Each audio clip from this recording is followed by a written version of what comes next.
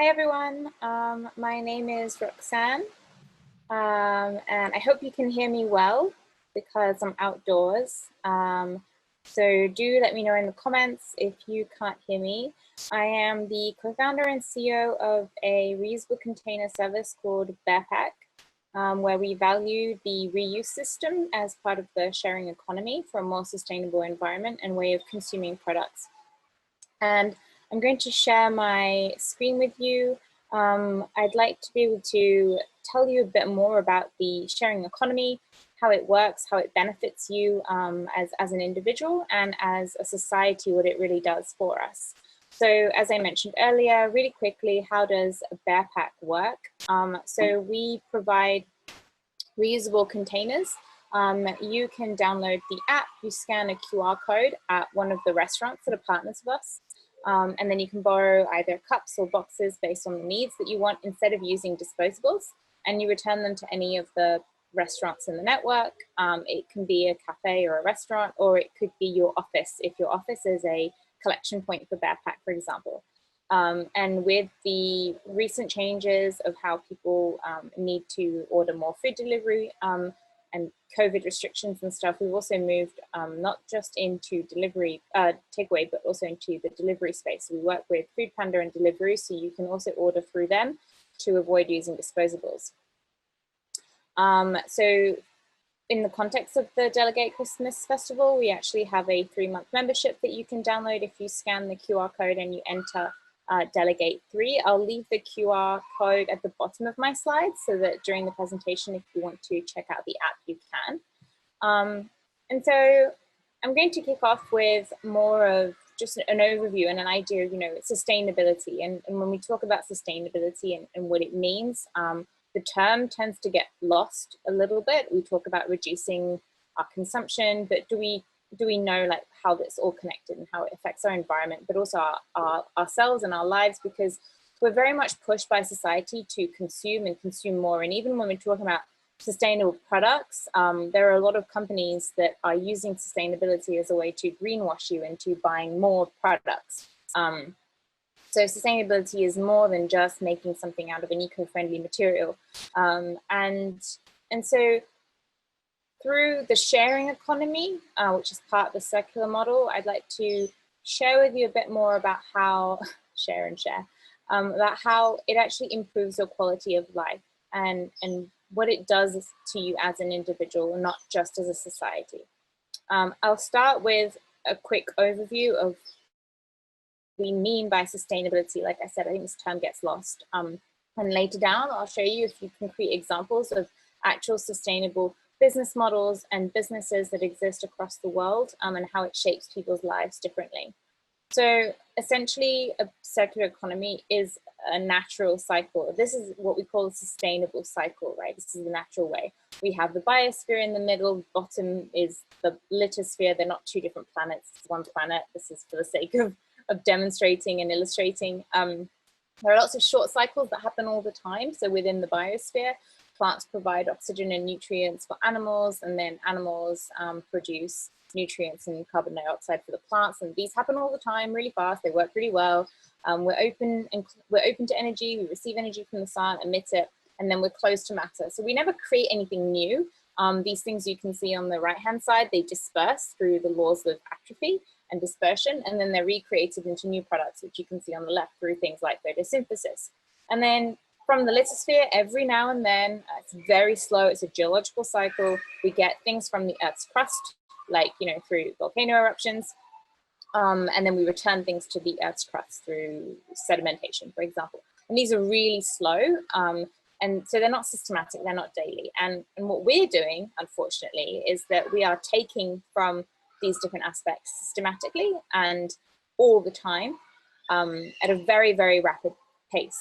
So we're taking too much from the Earth's crust. We are also depleting natural resources within the biosphere, which inhibits the natural cycles from taking place, like, excessive logging or excessive fishing. And this overconsumption and production in itself results in a huge byproduct of waste and toxic chemicals. And these toxic chemicals, a lot of them already exist in the environment. It's just they don't exist to the extent at which they exist today, right? The Earth can't cope with how much we emit. And we also create new materials, even though they're made from natural things, like, you know, petroleum is natural.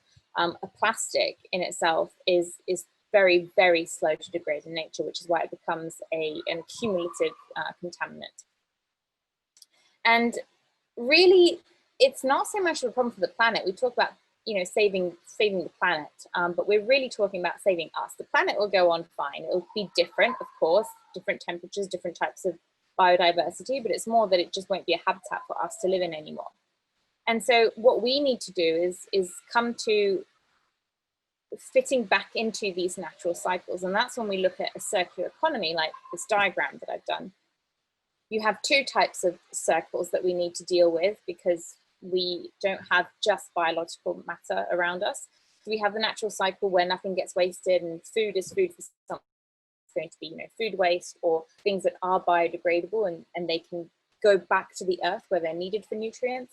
And then on the right hand side, we have all the technical elements. And so how do you make sure that you don't waste any of these materials so you don't have to take more from the earth's crust again? And more than you would think, at home you already understand the principle of circular economy, or what we also call collaborative consumption. This is an older term, which I quite like, because I find sharing economy has been a little bit overused, maybe because it's a friendlier term, but collaborative consumption makes sense. So when you use your reusable containers at home and you go to the hawker center, you're maybe not sharing it, but you're sharing it with your family and you're reusing these materials instead of using disposables all the time. Book sharing on the streets with strangers that you don't know, or when you're selling secondhand clothing, for example, that is still part of the circular economy. Even when you're trying to regrow avocados, you're using food waste. Instead of taking it to the shoot to be waste, you're actually repurposing these. Or the blue SG cars, like a car sharing system using electricity. So the benefits, though, of the circular and collaborative economy, beyond these smaller examples that I can show you, which are more to demonstrate that you know what it is and you already practice some of it, and some of these things have become second nature and normal to you. But on the bigger scale, what does it mean? So since the circular model caters for protecting the environment and biodiversity, it can result in several really long-term positive externalities, right? So this can include the benefits of consumers, businesses, and the environment, obviously. So for example, the circular system of the economy uses farm waste to produce sustainable energy using biomass, so byproducts of crop production, for example, or using them for fertilizers for crops. Directly for you, what that means that it can reduce reliance on harmful artificial chemicals that we use for plants today. It increases the availability of organic and healthy production of crops and foods.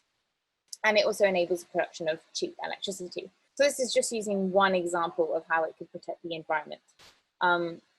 It can also have a positive environmental impact. So by reducing production and extractions from the earth and overconsumption, so overproduction of foods and things, we help reduce degradation of soils, which are really important for biodiversity and maintaining planetary health. We enable a mechanism, therefore, where wildlife and habitats are sustained due to reduction in overconsumption.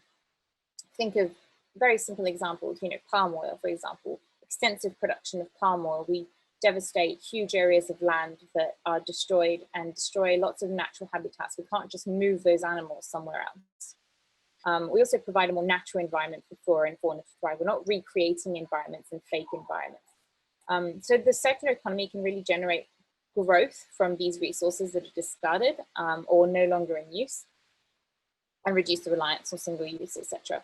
And as such, we create continuous cycles of sustainable products, which helps us to ensure that we have enough to go around, but also supporting things such as food diversity and availability, which I'll come back to a little bit later.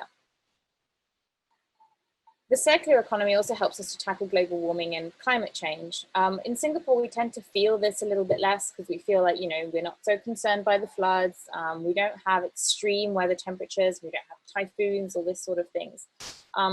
But the main causes for climate change is deforestation, mining, fossil fuels, overconsumption in general, waste disposal, and then intensive farming. Now, Global warming and climate change, beyond just affecting biodiversity, 1 in 3 life forms, if we just reach 2 degrees increase, for example, would disappear on Earth. But it really affects us in many ways. Number 1 would be the heat. We actually aren't suited to adapt to this kind of heat. If you look at the little chart that I have on the right, you can see that after a certain point, the human body actually loses a lot of its capacity to adapt. We naturally generate 80% of body heat just from functioning, from our muscles. And so at one point, we kind of just can't function anymore, and people overheat, and that's where you get an increase in deaths. So heat is a huge problem. And I know what some of you might be thinking, well, we have air conditioning here. Air conditioning requires a lot of energy, puts a lot of stress on electricity grids. And electricity grids are not safe from short-circuiting or crashing. They can't also cope very well with heat. So we really have difficulty because without electricity, most of our appliances and everything and how we function today halts and stops. Imagine the effects of this would happen in a hospital, for example, where a lot of the life-supporting machines would stop working. I mean, many other examples, you have shutdowns, metros not working, etc., etc. So we can't just keep thinking that we have solutions to our problems through artificial ways of maintaining outside temperatures. Heat has another effect on pollution. It really exacerbates pollution levels. This picture was in India, but we've had huge levels not only in Delhi, but also in Beijing, worldwide. It accounts for a lot of the deaths, actually. I think if I'm not wrong, remember the number exactly, but it's a major cause of death, and actually improving air quality has proven to save many newborns just through changing air quality. And so if we can tackle global warming and climate change, we provide energy and, without power cuts, shortages, and available for everybody. We have a better quality of air for better health, future generations. And by mitigating extreme weather, we also prevent the disruption of food chains, right? Because these disrupt, we don't see it here in Singapore, but it really disrupts the ability of farmers to produce crops reliably. And who says reliably means food security, and who says food security also means food availability and price stability. So when things become rarer, the prices go up, and a lot of people can't necessarily afford for these foods anymore. Again, in Singapore, we have a high level of income, and we do tend to have a high purchasing power. So we might not feel as affected if the prices go up, but in many places across the globe, this would be a huge issue. Another aspect of circular economy that really benefits us is the creation of stable businesses and jobs. This one might be a bit more complex for people to understand. So I've taken 2 examples, that of the GFC in 2008 and the coronavirus. So there have been instances where large corporations have collapsed, right, due to a sharp decline in demand for their goods or their services, usually for their goods. If we look at just now coronavirus, I mean, H&M, for example, had to close 250 shops within a month because they just couldn't sustain those anymore due to the lack of demand. This actually often happens in unsustainable consumption patterns when they hit a roadblock. So the GFC in 2008 is one such example. The credit crunch can be blamed on similar practices where, excessive risk-taking by banks led to financial crises that affected businesses and jobs globally. But this was largely driven by a need or a push for overconsumption, spending more money that you don't have. So encouraging overconsumption by asking people to spend on things that they really don't need with money that they don't even have. It leads to very short-term rise in profits, which is inevitably creating unsustainable jobs which decline as soon as the pattern of overconsumption, hits that peak. In terms of COVID, we've seen that these businesses, lack a lot of resilience. They're subject to price volatility, as I mentioned, due to the shortages or overabundance of a specific material. People got really excited that oil prices had gone down, but that's not necessarily a good thing. It just shows a transition in need, and as soon as that need comes up, price is going to shoot back up. So oil prices just went down because people weren't flying, and there was excess amounts of oil lying around not being used. It wasn't actually reflective of the value of that product or whether people would need it in the future. So then you have surplus issues, storage issues, and job losses. So in a circular economy, in a circular economic model, we can help create sustainable businesses and jobs, which are stable and need not rely on overconsumption and unsustainable patterns of production. So we focus on providing the needs of reliable sources of raw materials because it's circular. There is no ephemeral trend for the product per se. And they imply that the potential for lasting beneficial effects on the labor market are that, you know, they stem from the capacity of the circular economy to create dispersed employment that could be undertaken by the unemployed of, this might get a bit complicated, but of jobs that we could lose when we transition, right? But we are transitioning nonetheless. There are lots of traditional jobs that we see are no longer going to have jobs there simply because the technology means that we're moving away from those types of practices.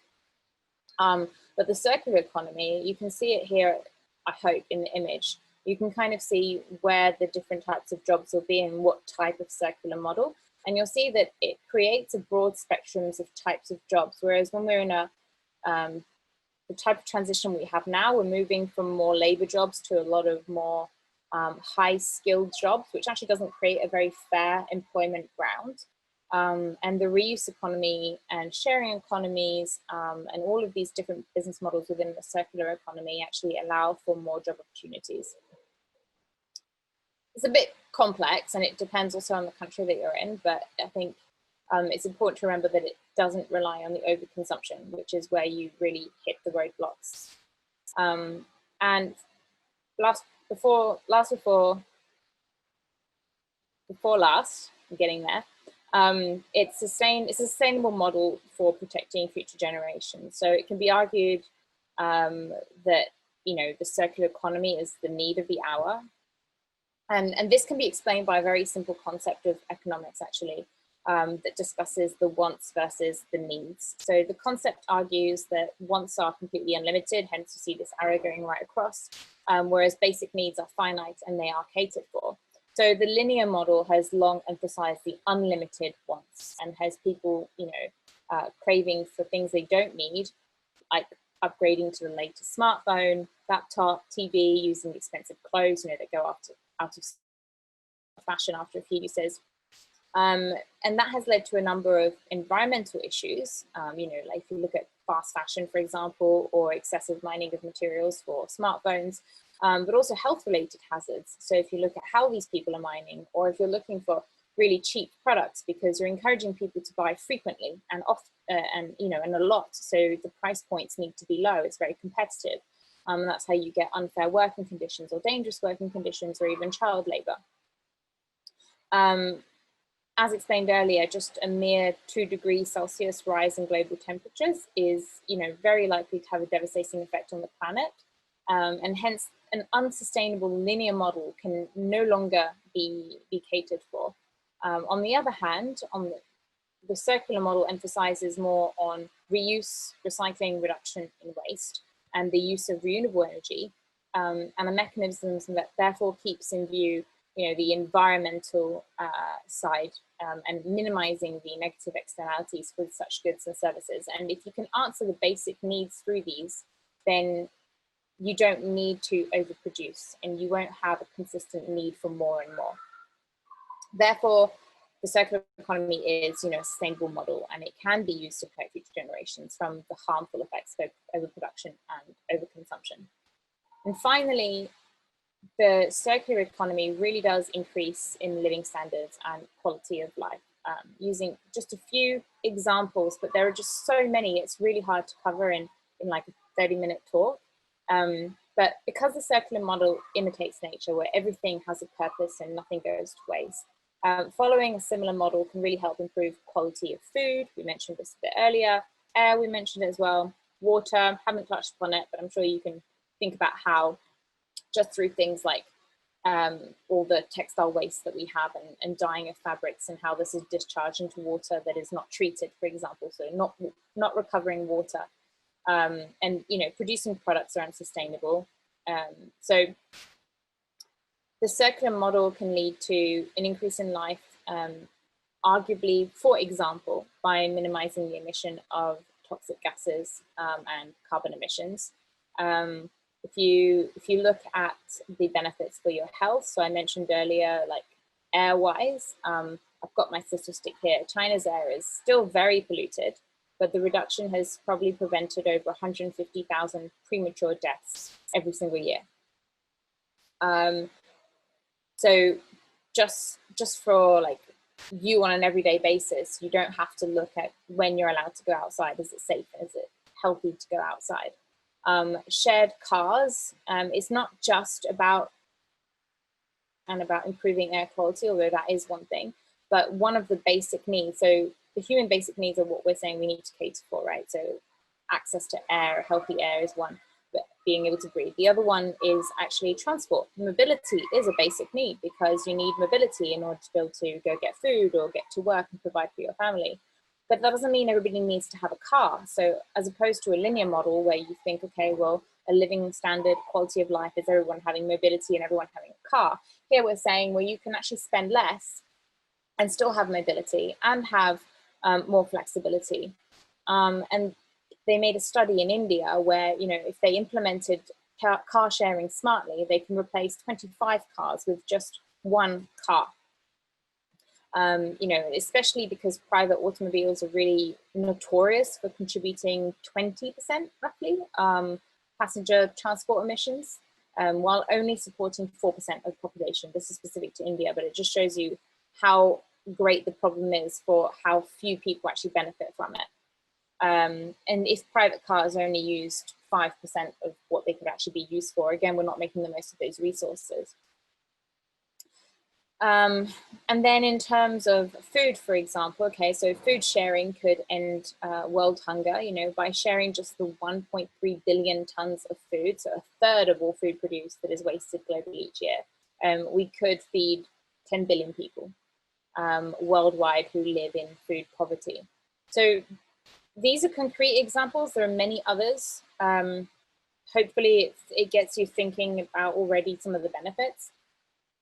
And that brings me back to the point of, therefore, if you can access these needs, have them fulfilled, save money, do you actually really need to own anything? None of these things that I've shown are material possessions or things that you own that make your life better. So do material possessions actually make you happy? And I have 9 specific reasons for why buying material things don't make you happy. The first one is that, they all begin to fade. All possessions are temporary, just by nature. They look shiny and new in the store, but the moment you open them, they're already starting to perish, spoil, fade. And I mean, in Singapore, everything gets moldy. So luxury bags and stuff are not going to keep you excited for very long. There's always something new right around the corner, right? You're always bombarded by new ads and the next product, whether it be a new model, a new style, new improvements, new features, from clothes to cars and kitchen gadgets, you name it. They're all planned for obsolescence, meaning that the manufacturers plan for these things to break down and to not work efficiently within a given shorter period of time, actually. So you will be forced to. Each purchase actually adds worry to our lives. There was a survey in the US that said that 43% of Americans admit that ownership is mainly a hassle. I mean, when you have a physical item that you bring into your life, each one of them represents one more thing that can be broken, scratched, stolen, that you have a responsibility for. And if you care about the environment, that's one more thing you think, oh my God, how am I going to recycle it or repurpose it? What do I do with it later? Possessions require material maintenance, sorry. So, the things we own, they require your time, they require your energy, your focus, storage. They need to be cleaned, organized, managed, maintained. And as a result, they often actually distract us from the things that truly do bring us lasting happiness, which I'll touch upon later, which are experience-based. Our purchases also cost us much more than we realize. It's not just a price tag. In stores, products are measured by their dollars and their cents, but the price of anything is the amount of life you exchange for it. So we don't buy things with money, we buy them with hours of our lives, whether it be the time you spend comparing which one is the better product, or trying to figure out what you're going to do with it, taking it back home. It really is hours of your life. It's not just that, and it's also your health.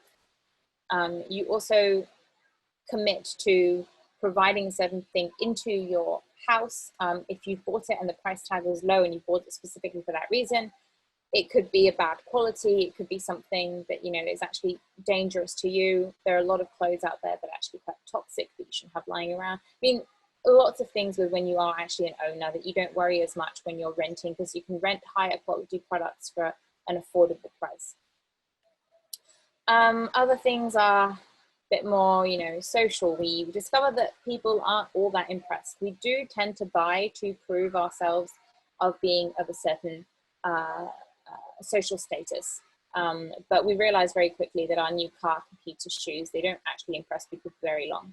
Someone always has more, and shopping does not quench our desire for contentment. Contentment is never found in the purchase of more stuff, because overflowing closets and drawers really stand as proof of that. And no matter how much we get, it's never enough. And so experiences actually make us happier than possessions. If I show you this slide, the psychology behind this, so the positive psychology research has found that we are indeed happier when we're part of a group that meets frequently, for example, to share, and when we contribute to each other. And it's our ability to connect meaningfully with others, to contribute and to receive help that leads to success and happiness. And so we're more likely to connect with others when we're hearing about experiences, as I mentioned, such as I don't know, something you've done or something that you've not bought, something you've actually lived. And they also feel that their experiences reflected their morals and their identity a lot more than buying something. And overall, this is what creates a better life and social balance. Most people dread hearing others talk about their belongings. You know, if someone bought a brand new car, you're not excited for them, really. However, exchanging experiences typically don't make you feel inferior. So if you look at when you're buying products, you're going to buy something, you'll talk about it maybe also for a very short period of time, and then you'll notice that experiences are much harder to become outdated or obsolete, as opposed to when you've bought this thing. So you bought this thing, you'll talk about it, and then you'll have to buy something else to keep the novelty up. Whereas when you are sharing an experience, the experience never really gets outdated. It doesn't matter when it happened. It was what you did as a human in this experience. So you accumulate experiences and you enrich yourself, and you keep on sharing those with more people. You're not going to tell them all the different iPhones that you've bought in your life. And I'm running out of time, but I really wanted to share with you a few amazing examples of sharing economy. These two, for example, which are about sharing homes. There's a student issue with student housing not being affordable, and then there's another issue with elderly being lonely and not having someone to care for. And so in this program, they pair up students with the elderly, and so the students can keep company for the elderly and provide that day-to-day small tasks in exchange for having free housing. The other project, Welcome Abode, is, you know, they noticed that single mums had a hard time providing for their children, which meant that obviously children had less chances of getting a good education. And so by reducing the costs and co-sharing and helping parent other people's children, we could offer a better future for all of the children, and everyone benefited, and there was mutual help, which is also mentally really great for the mothers who need this environment. Other examples are more linked to safety. You know, the walking school bus is a worldwide movement in countries where it's not safe. It's not so applicable to Singapore, but it's not safe to send your children to walk to school directly by themselves. Well, they created a movement where parents share their time to walk children to school together. Another example of sharing mobility would be in Singapore, we have the Blue SG cars, for example. You don't have to pay for car maintenance. You don't have to get parking. You only use it when you need it. You have much more freedom. It costs you so much less. Food sharing, really important one. There's a company here called Dabao, just Dabao have an app. So I put them up here because they are Singapore based, and so they offer discounted foods from restaurants at the end of the day who are not going to be able to sell it. So providing for people who are looking for better deals, or who can't afford as much, or who just want to, you know, a good bargain, instead of sending this valuable food to waste. Fab Labs is work related.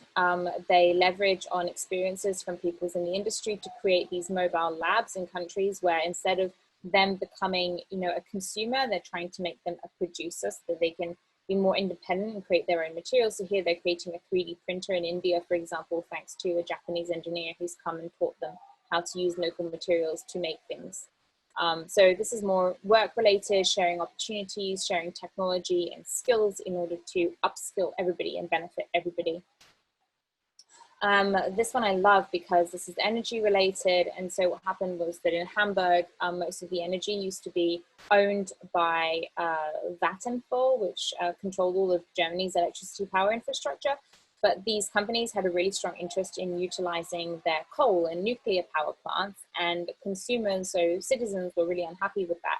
And they wanted to have a say. So what they did is they got together and they bought back the grid from them. And this has resulted in an online portal actually that allows the public to track how much solar and wind power is being produced in Hamburg, like on a real daily basis, and to compare the predicted production and actual production. So there's more control down to citizens, and they know where their energy is coming from. Similarly, so they there's a wind energy cooperative that enables citizens to actually fund wind turbines. The cooperative today, this is in Denmark, owns 10 turbines, and over 8,500 people who mostly live in or around Copenhagen own the 40,000 or something shares of the co-op. So, you know, it's organized as a partnership. Each partner has one vote. And very interestingly, actually, one wind turbine is a children's wind turbine. So shareholders have had their children vote on their behalf. And thereby they already get the children to participate in decision-making process, learning how to organize a sustainable future as cooperation between people. So that's really interesting. Other projects could be the compost peddlers that turn food waste, and you get rewards in exchange for this. So it's you don't have to participate in it. You can. It creates a reward program called the Loop, which lets composters earn points that can be redeemed at local businesses. It's still a voluntary basis, and it's 100% bicycle powered. Diverting obviously food from landfills makes sense, not just because you're reducing methane emissions, for example, from the landfills, but also because you're actually using this for local community gardens and urban farms, and empowering people to, as we mentioned earlier, have proper food to feed production instead of using artificial fertilizers and stuff. So I had to go over that quite quickly because I'm already a bit over time, but basically what I'm trying to get to, and I'll finish with this quote, is that the purpose of life is to live it, to taste experience to the utmost, to reach out eagerly and without fear for newer and richer experiences. And so if there's anything I would love you to be able to mull on today, is that we need to leave this mindset of purchasing all the time, and we need to try and figure out how we can, or not figure out because solutions are there, but be more curious and open-minded to what are these solutions and different ways of consuming and sharing, because they benefit us on such a broad variety, in such a broad variety of ways I wasn't even able to cover it in one presentation. And it really does enhance your quality of life and future generations, obviously, but it has more direct impact than we think. So I'm happy to share more about this and answer any questions anybody would have. And do invite you to try the barePack app and see what it's like to share reusable containers within a bigger network instead of using disposables. Yeah, I think I see 2 questions in the chat. There we go. Oh, cool. Well, thank you, Esther. So yeah, If you have anything else, you can reach me through barePack Instagram page. I wish you all a really nice Sunday afternoon and evening.